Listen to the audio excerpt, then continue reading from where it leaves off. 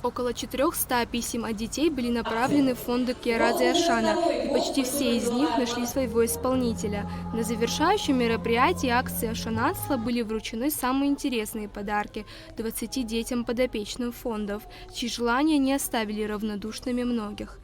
В основном в письмах просили незаурядные подарки, такие как теплые ботинки и вещи первой необходимости, поделилась директор КБФ Ашана Мактина Джинджолия. Сегодня на финальное мероприятие мы пригласили 20 детей подопечных фондов. На наш взгляд, их желания были наиболее интересными, но мы решили сделать даже больше, чем у них написано в письме.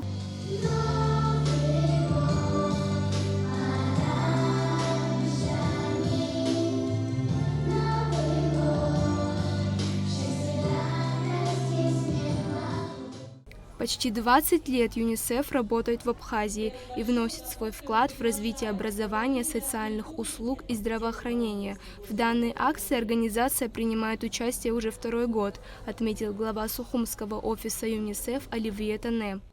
Это мероприятие тоже для нас очень важно, потому что мы считаем, что дать детям возможность отпраздновать Новый год, Рождество и вот эти ощущения, это тоже очень важно для них, когда в будущем они будут становиться частью здорового, полноценного общества.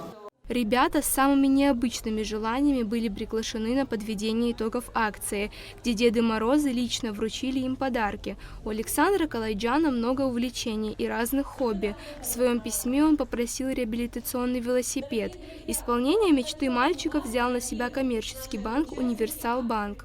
Мы тебе вручаем маленький подарок, конструктор, который ты будешь собирать, пока Дедушка Мороз привезет.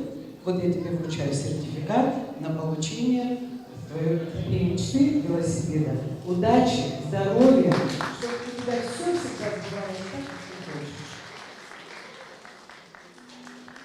Все присутствующие были удивлены неординарными и творческими желаниями. С помощью неравнодушных людей сокровенные мечты подопечных благотворительных фондов были исполнены, а самая лучшая награда – это эмоции и улыбки на лицах этих детей.